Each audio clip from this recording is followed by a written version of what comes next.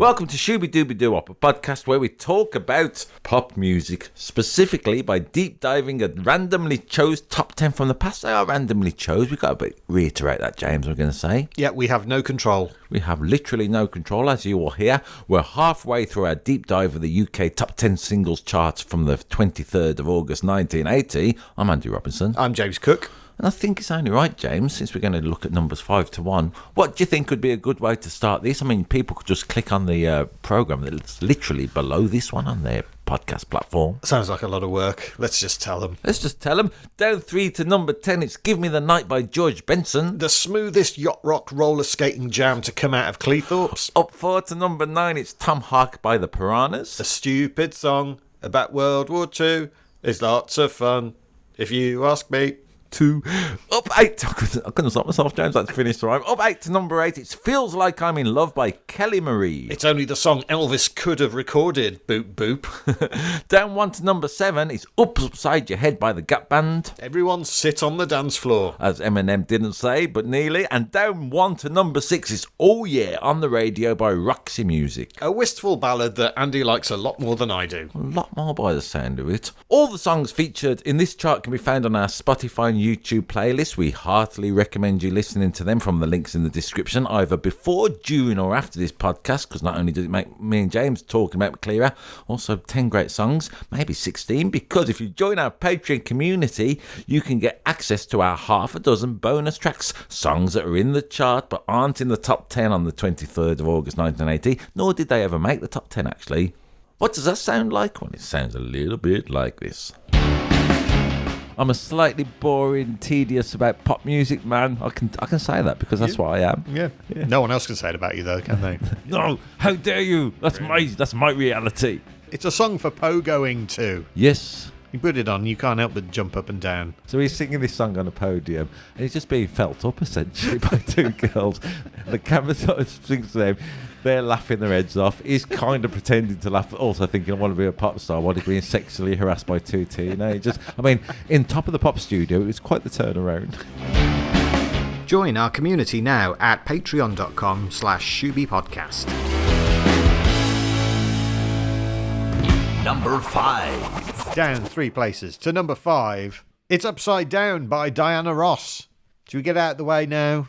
Go on. Written and produced by Nile Rodgers and Bernard Edwards. Don't be so bored. Who wrote it, you say? Nile Rodgers and Bernard Edwards. Of Chic. Yeah, everyone knows that about this song, don't they? You would imagine, James, I'm liking to provide content for people who maybe clicked on this accidentally or maybe gone to sleep with another podcast playing. This is Diana Ross's biggest global hit as a solo artist. It gets to number 2 in the UK, number 1, though, in America. I mean, it's a beauty, as we discussed recently with the song Tell Me Lies by Fleetwood Mac. The lyrical content, let's go for that first rather than the obvious groove and the pop joy of it. But it's a song of desperation, isn't it? You know, she doesn't... her lover is turning her upside down, but she don't mind a few little lies being told. Basically, he's treating her very badly, but she's so in love with him that she doesn't mind.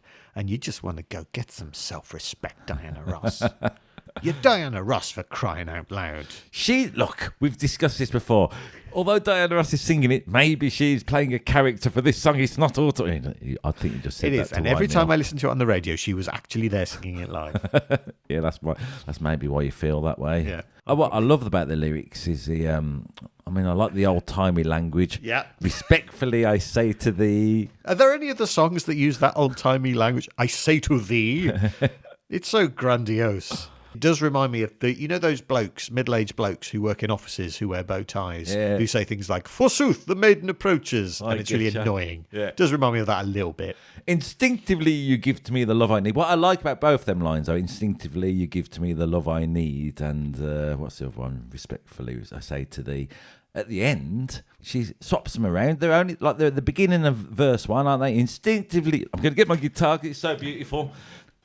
Whatever key, it's in G minor, G minor, C, F and G minor. Then, crucially, B flat rather than the original one to send yes. But she's doing that, yeah? And then she goes up to a B flat minor for instinctively I give me the love that's in B flat minor. Holds up there. The moments with you, yeah? Respectfully I say to thee, do the boop doo boo. It's all up there, yeah? And then when those lines come back in at the end, it's over the chorus. She puts the verse lyrics over the chorus, so she's going, upside down, you're turning me, you instinctively, I say to thee, or whatever, round and round, I say to thee, respectfully, the love I need. So that's a clever bit of songwriting to use. Instinctively, respectfully, that you stick out a little bit. She puts them in this beautiful verse and then pops them in the chorus. It goes round and round at the end. Round and round, of course, being the feeling turned upside down. I think the music does a great job of reflecting the lyrics, I'm going to say. There's something a little bit woozy and you feel a little upside down when you're listening to it. There's a single piano note at the end of the first line of the chorus that I think is really amazing. Show me what you mean over upside down. There. There's a piano. Just one note on the piano there. Out. And it stands out. Right. And it just gives it that little extra. I like it, James. Yeah, why not? Pick on these little moments in the. Absolutely, I'm all for It's it. my favourite bit of the song. Thanks. Obviously, other than I say to thee respectfully. Yeah. Respectfully, I say to thee, I'm aware that you're cheating. Maybe it's because you keep talking like that. I mean, Chic are playing on it, or the Chic organisation. Again, beautifully produced, isn't it? I heard another remix version of it, not the single version. That was groovy. That was longer. That was getting me going. There's a good clip on YouTube where Diana Ross is singing it in concert. Michael Jackson comes on the stage, has a little dance and a little sing along with her of this song. Beautiful. And much like Oops Upside Your Head, to this day gets played at all the do's. You hear it all your life. I mean, there's a great cover version, a reggae version by Carol Cole, I think. I'll check that out as well. Maybe we could stick that on our Spotify playlist if we're going to go mad. No, let's stick to the facts. It's 1980. Also released in 1980 was the Rubik's Cube. And actually, upside down, you turn me. Inside out and round. They're good ways to solve a Rubik's Cube. Absolutely. It's Diana Ross giving instructions. I get ya. It wouldn't be as good if she said upside down, steam some stickers off and then put them out later like I had to. So boring, the Rubik's. Did you like the Rubik's Cube? I bet you did, you big nerd. Number 4. Down one to number 4. It's 9 to 5. That's a lot of numbers. By Sheena Easton, in brackets, Morning Train. Yeah, Morning Train is what it was called in the United States and Canada. Yeah. Because they didn't want people to get it confused with 9 to 5, the song by Dolly Parton. I get ya. And it worked because this song, Morning Train, gets to number 1 in America and Canada. Well done, Sheena Easton. Is that your little Well Done Sheena Easton song? I've never had a chance to use it in my life before, but... Finally. This is a song with the 2 key changes in that I mentioned earlier. Same song right at the end, lifting the chorus up and up. A bit like Sly and the Family Stone, the chorus kept taking me higher and higher, which was weird for Sheena Easton. I mean, there's a lot to talk about in this song. Let's do it. There's Sheena Easton, there's the lyrics of this song. Also, I'd like to mention that our friend and colleague, Lindsay Santoro, The brilliant comedian Lindsay Santoro. when she appeared on Live at the Apollo, they asked the comedian, what music do you want to hear as people come on? And she was saying all the other young comedians were picking like bits of rap records and stuff. She chose this. Cool. That sounds like Linz. That's why we love her. Let's give it some joy first before we start doing that. Why do you think I'm gonna do that? It was happening, James. I remember this. All right, let's go the other way then. 1980, people criticising this record a little bit. I remember as an 11-year-old that people going, "Is that really what women should aspire to?" Come on, everybody. As Jive Buddy says, it's just a song. This is only one of 2 songs that Sheena Easton has in the top 40 in this week. Yes. And at one point, they're both going to be in the top 10 at the same time. The other song is a song called Modern Girl. Modern Girl, which is almost the polar opposite of this thematically. Yeah. In 9 to 5, brackets Morning Train, the singer is waiting around all day for a fella to get back from work. That's what that song is about. Let's look at it. No, I'm not accepting it. Well, all right. But Modern Girl, Yeah. the bloke goes off to work and she moves on with her life. She catches a train, she eats a tangerine and goes to a job. In fact, according to the lyrics of that, she don't build her life around no single man. And I think what's interesting is that 9 to 5 brackets Morning Train is written by a female songwriter, Florrie Palmer, whereas Modern Girl is written by 2 blokes, Frank Musker and Dominic Bugatti. let's talk about the lyrics a bit. Again, like I say, I sort of remember. There was, I've got a vague memory. I couldn't find it on YouTube. I've got a vague memory of a Not the 9 o'clock news sketch where Pamela Stevenson is sort of Sheena. He said, she's been simpering around this. I think it's Rowan Atkinson. She's singing, my baby takes my... And Rowan Atkinson's going, I've told you, I've been at work. And all this. And then there's a bit, I think the punchline is, while she's singing, where have you been in the 9 to 5 style? He says, I've spent all day with a whore or something. So that's what I'm saying. It was going on a little bit, the criticism of this song for, let's call it, it's alleged sexism, even back in the day. I mean, my take is it may be, as I said before earlier, maybe it's a character study, this song. Maybe it's not a deep autobiographical, confessional look at life. Hell, this could be about me. Go on. Well, I work nights, don't I? You do? And my wife works in the day. She doesn't take the morning train. She drives to work because we hate the environment. But she works from 9 to 5 and then she drives home again to find me waiting for her. I get ya. Yeah. She doesn't take me to a movie or a restaurant or go slow dancing, though. Well, quite. I mean, are you thinking of your wife constantly? You crazy mad for her. And when she steps off that train, are you making her fall a fight, work all day to earn a pay so you can play all night? Yeah, not all night. Not a machine. I mean, I got into this song this week. The simple nature of it, my baby, you know it. Did morning train. It's got an amazing bridge in the middle 8, I'm going to say, that goes off weird. It modulates into another key for a bit. Good songwriting, that is. Is that the bit where she talks about nighttime is the right time when we make love? Yeah. I know you don't like mentions of sex in pop music, James, which severely limits your enjoyment. I don't mind mentions of sex. I mind that one. It was always surprising when, as a, let's call it, a UK-based pop consumer, when Prince brought her in for You Got the Look. I think that was, well done, Sheila. Yeah, because, of course, Prince had a collaborator called Sheila E. Yeah. And now he's got Sheena E. That's just the thing I noticed. Their names are quite similar. Well, she did. She went off to work with Prince, didn't she? She rose to fame in this country. Do you know how? It reminded me a little bit of whoever we were talking about earlier. She appeared on some television show, didn't she? Yeah, I don't know which one. She appeared in one episode of a TV documentary series called The Big Time, and then was famous, nationally famous. Yep. It wasn't like a whole series. Not like, when the X Factor was a thing and you had like 12 weeks with these people to learn who they are. She was in one episode that was on for half an hour or so on a Sunday evening, but there were only 3 TV channels, and everybody watched it. So that was shown on the 2nd of July, 1980. And here we are in August of 1980, and she's got one song in the top 10. She's got another song that's about to be in the top 10 as well, just on the back of that one appearance. Yep. It just goes to show how, in those days, one TV appearance could be enough to make you. Loads of people had one television appearance and they don't connect like she did. I mean, there's a version of her singing this song on Australian TV. Michael Garcia on YouTube comments underneath it. She worked it, baby. She had star quality, didn't she, Sheena Easton? Do you know what I mean? Despite this one appearance or whatever. Whatever it was, she had it, I'm going to say. So Sheena Easton won 2 Grammy Awards. Yeah. 1982, she won Best New Artist. Fair enough. This would have been a #1 hit in America the year before. I will give you £1 million if you can guess the category she won the other Grammy in. What was the first Grammy, sorry? Best New Artist in 1982. I'll tell you that she won it in 1995. I mean, you said £1 million, haven't you? So this requires some thought. I've double and triple checked this. I don't know, outstanding contribution to Scottish music while dressed in a boiler suit, something like that. I mean, it does mention a couple of nationalities. Yeah, go on. Best Mexican-American performance.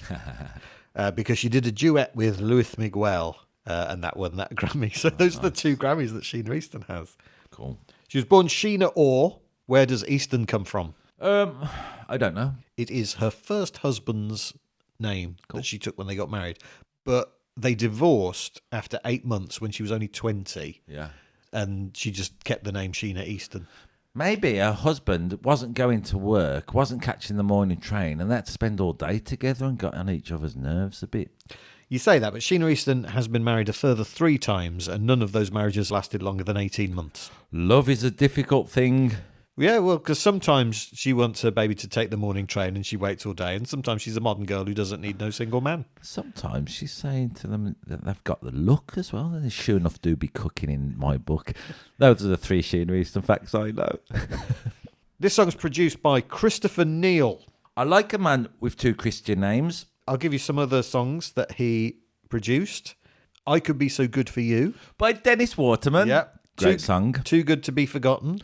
Amazulu. Yeah. The Living Years. Michael and his Mechanics. Yeah. And Think Twice. Go on. By Celine Dion. Of course. And also Cher's version of Walking in Memphis. And you're thinking, well, that's a pretty good selection, quite a broad selection of pop hits there for Christopher Neal, the producer. He also appears in a bunch of 1976 comedy films, including Eskimo Nell and Adventures of a Private Eye and Adventures of a Plumber's Mate. He's like our Robin, whatever. Robin Asquith, yeah. And then, after he's done those 1976 comedies, he becomes the host of the kids show You and Me. What a handbrake turn. It wouldn't pass muster these days. Hey, well, that's a life well lived. Yeah, isn't it? and all the time producing pop records. Yeah, man, I like him. Well done, Chris Neal. Thank you. Some people, even at the time, thought it was sexist. I'm going to say it's just a bit of fun. This song's so catchy. Yeah, she's not saying every woman has to do those things. Oh. She's just saying she does. Yeah. Anyway, she doesn't. And anyway, like I said, I've been thinking about this more and more, James, as we've been doing this podcast. Now and again, don't we? We confuse the singer with the song. I'll say, if people don't like it, think, that's fine, isn't it? But it doesn't necessarily mean this is Sheena Easton's take on relationships and life, especially if she's only getting married for 18 months. It's quite an old-fashioned-y sort of shawaddy-waddy type vibe, hasn't it? All right, let's do it again. Until you said that. G, do. I mean, it's 50s doo-wop in many ways, isn't it? Yeah. Yeah, etc., etc. And I can tell by how you played that it's not a funk record, because it's not on the one. Let's do it. My baby takes the money train. Ow! No, it's still not a funk record, but I had to go. Email us in to shubipodcast@gmail.com if you think I've destroyed a cultural narrative there. Number 3. A new entry at number 3. It's Start by The Jam. It will get to number 1. It will be their second number 1, and it is the first single taken from their album Sound Effects. So, Andy, I'm quite looking forward to your take on Start, knowing of your love of the Beatles. Yes. So what do you make of this? Well, I can't see any link between this and the... I mean, it's interesting. It's on YouTube, of course. 8 million people go, the riff is from Taxman. Oh, it's Taxman. I heard this. I can remember when I heard this distinctively. It must have been around this time of August 1980. August 1980. So I was already into the Beatles. So when I heard it on the radio in a caravan on a holiday that my friend's family took me on, I heard the boom, boom, boom, boom, boom. Thought, oh, that's Taxman. As a 11-year-old, whatever I was, I liked the notion. It was almost my first demonstration of, let's call it, the passing on the tradition in music, nicking a little bit and using it to write another song, ideally. So I didn't have a problem with it at the time. Don't have a problem with it now. I think people on YouTube who think they're clever by pointing out it's nicked have missed the point completely. And I love this record. Because of the narrative of pop music quite often, I thought it was a kind of boy meets girl. He sees her in a club, maybe, takes a shine to her, wants to chat her up. But there's nothing in this song which suggests that that's a fact. It's about a meeting, isn't it? I can tell you what Paul Weller says it's about. Oh, go on. Are you ready for this? Yeah, man. Paul Weller said it was inspired by the book Homage to Catalonia by George Orwell. Oh, really? He says there's a lot of talk of an egalitarian society where all people are equal, but this was it, actually in existence, which for me is something that is very hard to imagine. So it's all about sort of communal living. Okay. And that makes sense, what you give is what you get. I like what you give is what you get. It reminded me of the Beatles. I mean, in some ways, they stole this from the Beatles, but I know the end. And in the end, the love you take is equal to the love you make. It's got that sentiment to it. Also, you give what you get. That New Radicals song was about that, wasn't it? Well, yeah. That was the title of one. So this is a notion. This is another, a little bit like the Piranhas and Tom Hark. It's a little philosophical treatise on something or other. Mainly giving and getting. Bruce Foxton, oh yeah, the mulleted bass player of the Jam. Yeah. He said, "We were listening to a lot of the Beatles' Revolver album. It wasn't intentional, but Taxman subconsciously went in, and when we came up with the idea for Start, They had it. they had it. It isn't exactly the same, thankfully. Otherwise, I'm sure Paul McCartney would have thought about suing us. And McCartney never did. I think no one ever did. I think I've got a vague memory of McCartney saying it was a compliment, Yeah. because he's cool. I mean, and it's the guitar solo as well, pretty much. Well, yes, similar. It's certainly influenced by it, isn't it? That kind of Taxman guitar solo, which Paul McCartney played as well, by the way, not George Harrison. That's a little Beatles fact for you. Oh, what I like about it, James, is in the it's in G, yeah. So it's going something like that, yeah. Let's say, and then what I love in a little bit of songwriting craft is going B minor. Not important for you to know my name tonight, to know your B minor C. And then in only case it will be a stop. So your second time you hear that riff, it's in E. He's moved it around. Is it a key change? No, it's just a little borrowed chord, but that riff is coming saying, and then he goes A minor indeed. In this world, love's with a passion called, and then back to G for the riff because what you get. So you hear this riff, and because it's slightly in a different chord, it again knocks you about a little bit. Great bit of songwriting, even if the Beatles did it. I like the little details, I like the brass at the end. And what you give is what you get. That's a lovely little brass stab that you only hear once or twice. The first time I like, it's just colour, isn't it? The first time he goes, if I never ever see you, A minor then, if I never, but the second time it goes, if I never ever see you. So, it's all these little surprises, despite it only being 2.5 minutes. Yep, it's only 2.5 minutes long. They get a lot in. But as the song goes, if we can get through for 2 minutes only, it will be a start. Paul Weller, he doesn't play many Jam songs, I think, for the last several years. He's been playing this live. I was lucky enough to see him supporting Blur at Wembley recently. I mean, he played this song and then a stadium comes alive. It's an indie disco classic. Or just a classic, I'm going to say. Number 2. Then on to number 2, i.e. being last week's number 1. It is Winner Takes It All by ABBA. Their 8th UK number 1. And according to a 1999 Channel 5 poll, the UK's favourite ABBA song. Really? Yeah. That surprises me. Yeah. Because, Dancing Queen's at every wedding disco ever. But no, this is the one people like. Winner Takes It All. I am slightly amazed by that fact. All right then, cool. Well, let's talk about it. When I listened to it in 1980 as a young boy and I saw it on Top of the Pops, I sort of knew as a child it was an adult song, if you know what I mean. It felt a little bit removed from a lot of other pop music. The themes seem so mature. Yeah, it was written by Bjorn about his divorce from Agneta. He said he wrote it while drinking a bottle of brandy. And then he gave it to Agneta to sing.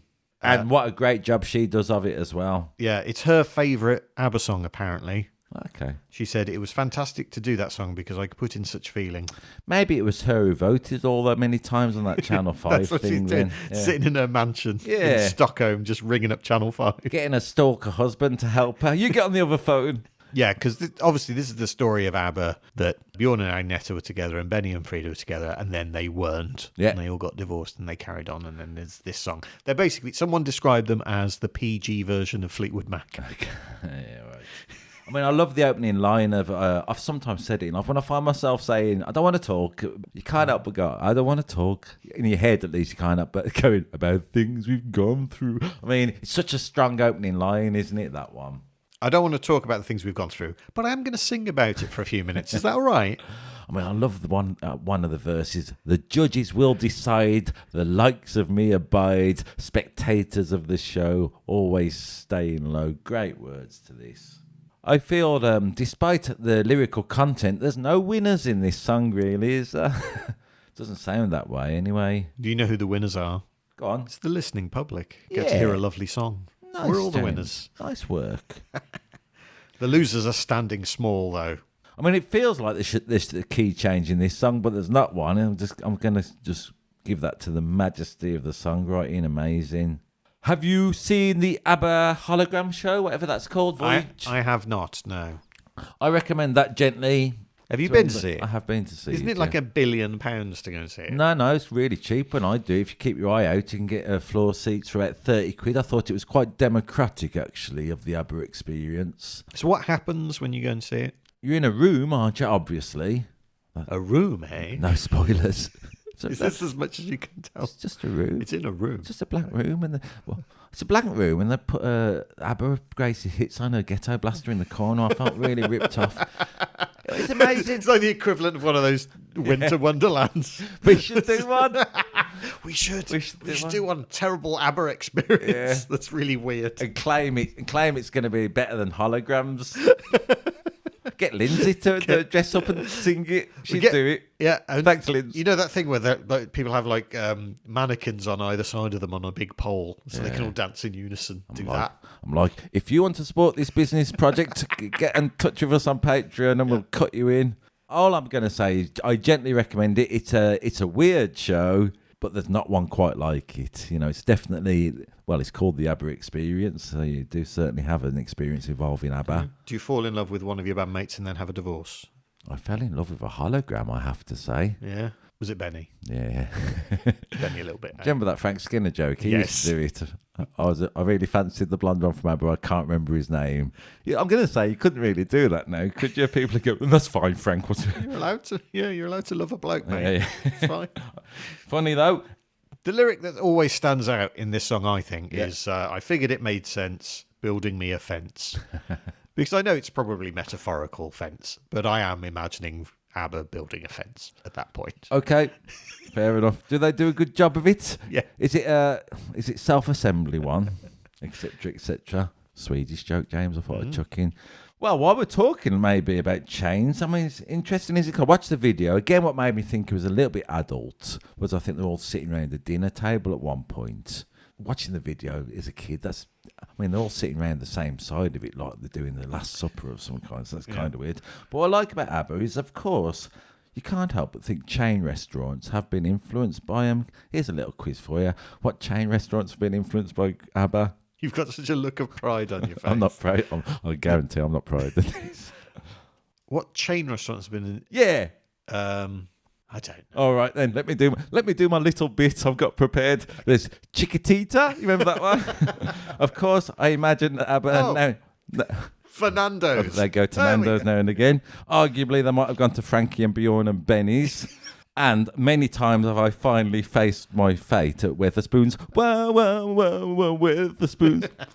That's a bit I've done. There was something in the sauce that night that wasn't right at Nando's. Meryl Streep sings it good in the film.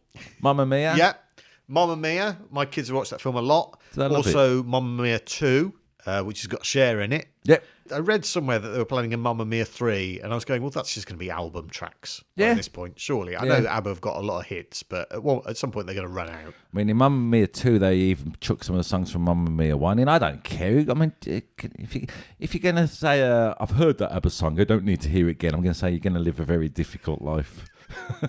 You hear them everywhere, don't you? I'm so surprised this is number one, I have to say. But well done, British public. And I'm going to call it on their sense of melancholy. It was a poll 25 years ago on Channel 5, so we don't know how many people voted in this. It might have been about 12 people. Well, just one, just Agnetha. Just Agnetha. Just pressing refresh all the time. Do it again. The UK's number one. Up 3 places to number 1. It's Ashes to Ashes by David Bowie. What I find interesting, Andy, and you know how boring I am, so strap in. These first 2 number ones are all about Major Tom. Well, absolutely. I mean, it's such a weird song, isn't it? Bearing in mind let's call it the bangers that we've had in the top 10. This is a weird song to be number 1, isn't it? I don't believe there were enough David Bowie fans in the past, as you just alluded to just any record. He'd released loads in the 70s and get to number 1. So this one doesn't go in at number 1 because the fan base have bought it. This rises up to number 1. Why do you think this might be? There's a weird melancholy to this song and a sort of very honest song. And I think that comes across. When you listen to it, there are some lines in this that I find absolutely heartbreaking. Go on. Night after night, I tell myself, I'll stay clean tonight. Yeah. That addict's lament in this song David Bowie is singing about his drug problems. But it doesn't have to be drug problems. It could be drink. It could be eating an entire packet of biscuits. Oh. I'm not doing that tonight. That thing, I'm not doing it tonight. And then you do. I think that's an incredibly relatable sentiment. I even like the, let's call it the ambivalence of I've never done good things, I've never done bad things, I've never done anything out of the blue. I mean, they do stick in your head, these lines and these melodies, don't they? David Bowie saying he's never done good things. Mate. It's not David Bowie, it's a character. How many times must I say this? Is it, though? I don't think it is right. this time. I think this is the real David Bowie singing. Okay. And I think that's, him expressing his self-doubt, I think, cuts through. It's very disarming. Do you know the story about the video? Yeah. The top. Go on, you tell it. I'm right into it. Well, there's lots about the video of this because at the time it was the most expensive music video ever made. Yeah. It was like £350,000, I think. It was directed by a guy called David Mallet, who did so many music videos, like properly iconic ones. He did I Don't Like Mondays, did White Wedding, did Let's Dance, Radio Gaga, and I Want to Break Free. Right. And Chain Reaction. Loads and loads of videos by this guy. As you say all them videos, you get an image in your head, Yeah. don't you? It's that strong directorial And you do presence. with this one that sort of red and purple otherworldly filter that they put on it on the scenes of him on the beach. Which other pop star is in this video? Steve Strange from Visage. Yes. Million pop points to me. What's Steve Strange's real name? I don't know. Steve Harrington. Not so strange. But it is strange. What? In fact, it's a Stranger Thing. What? Because there's a character in Stranger Things called Steve Harrington, named after Steve Strange's real name. Oh, cool. And that character is played by Joe Keery, who is the singer Joe. You know Joe? No. DJO? Did the song End of the Beginning? Okay. The story about the guy who wanders into shot. Do it. Is that the... All right. It's quite a well-known story. It's in... But, that's all right. If Yeah. you haven't heard it. Dylan Jones's book, David Bowie, A Life, he talks about it. They're making the video, and at one point, an old man walking his dog was walking around on the beach. So the director says, could you not walk down here? And he points at David Bowie, who's sitting outside waiting for his cue. He goes, do you know who that is? And the bloke goes, of course I do. It's some cunt in a clown suit. Sometime later, Bowie remembered, that was a huge moment for me. It put me back in my place and made me realise, yes, I'm just a cunt in a clown suit. Yeah. Great story. Great story. And a great David Bowie. The fact that he quoted it and owned it is cool as well. And so appropriate for this song, which is him singing about his sort of deepest, darkest thoughts, I think. Because musically, it doesn't sound like a pop song, does it? But no, I mean, it's not upside your head, is it? For instance, this week, it's so catchy as well. I like the end where he's sort of going, my mama said to get things done, we better not mess with Major Tom. Yeah, so you would expect that kind of refrain to just keep going around A minor, G, better not mess with Major Tom. You'd expect it to go round, my mum said to get things done, you better not mess with Major Tom. But what he does, bump it up a little bit. So the first line of the refrain keeps landing on different chords. So he's going, A minor, my mama said to get things done, better not mess with Major Tom. Then next time he starts on the G, my mama said to get things done, we better not mess with Major Tom. Then he starts on the D minor, I think, my mama said to get things done. Do you know what I mean? So underneath it, this simple little phrase is just changing the position of the first chord. It just leaves you feeling a little bit discombobulated, uneasy. He's not relying on the cyclical hook so much. Yeah, it's not a floor filler, is it?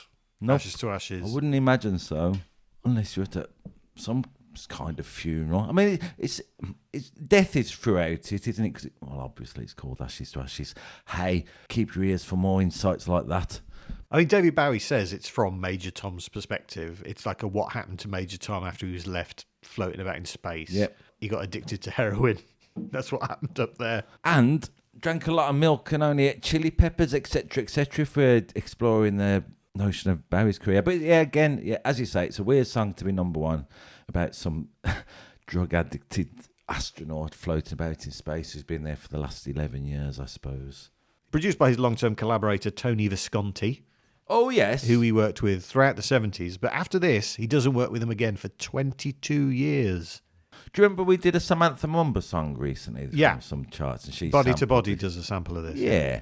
I'm going to say this is better than Body to Body by Samantha Mumba, no Wow. offence. Your hot takes, man. Yeah, man. You're going to get us kicked off the internet. Hey, yeah. Barry's better than Samantha Mumba, yeah?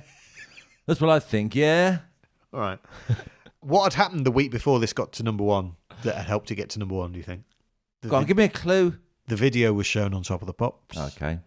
And they reckon that's what... People saw the video and went, that looks amazing and futuristic. Let's go buy the single. It made an impact for sure. I mean, better than Samantha Mumba.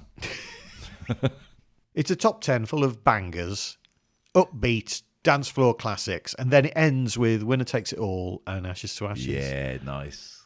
It's we're all having a great time, and then oh no, we're not. Well, I'm going to remind, thanks, The James. person I'm with, I want a divorce, and I'm going to stop taking all the drugs.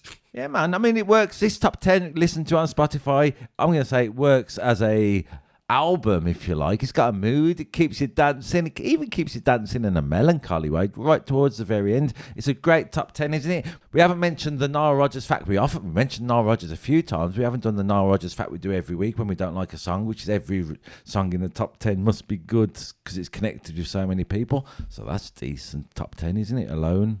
Well done, the British record purchasing public of this era. I mean, the top 10 in the order that it's in kind of tells the story of a relationship. Go doesn't it? on. Well, because it's like, give me the night, let's get ready to go out. Yeah. And then, Tom Hark, we're all having a lovely disco. And then, I see someone and it feels like I'm in love. Yeah. And then it's like, let's sit on the floor and dance for a bit. And then, should we go to a On movie? the floor and dance for a bit in big inverted commas, yeah. Shall we go to a movie show? Why should we do that? We can listen to the songs in our car on the radio. Yeah. And then I'm aware that you're cheating. Yeah. And then it's like, I'm going to go off to work and you have to wait for me all day. And then if we could only get through 2 minutes, that would be enough. And then the winner takes it all because we're splitting up. And then, we're having an existential crisis. Dead. It's a concept album. Listen to this top 10 on Spotify for your own passage through life. I mean, what's been your favourite this week, James? If you had to, which you do. My favourite. Yeah. I like how much time you spend about this. You give it proper thought. Yeah, I mean, there are two that I can't choose between. Okay. I'm not going to tell you what they are. Okay. No, I'll tell you. Give Me the Night and Start Nice. are the two that I will keep coming back to. But also, pretty much every song there. But maybe I know you really like the Roxy Music one, don't you? I love that song. That's probably Your least. yeah, but it's still. Still great. Even if that's your least favourite, that's still great. My favourite, I don't want to say, but let me just give you a little clue of boo-boo, boo-boo. What, Winner Takes It All? Thank you very much for listening to this. Once again, we remind you to listen to it on Spotify. I think we've done that plenty. Hey, if you've enjoyed the content of this show and you want to support us, nip over to Patreon, where me and James discuss another 6 songs that never reached the top 10, hence we'll never be able to talk about them, but still around in the charts in 1980 at least. Yeah, we got a song about telling someone to shut up. Got a song about crime. Got a song about sticking 2 fingers up to the music press. And a weird song that I'd never, ever heard before that we're going to get into. Good, isn't it? Yeah, it's weird, I'll give you that much. Thank you very much for listening. Again, thank you, British Record Buying Public of that month 1980, for supplying us with all this music. And if I never ever see you again, shooby dooby doo up. Bop bop shoo up.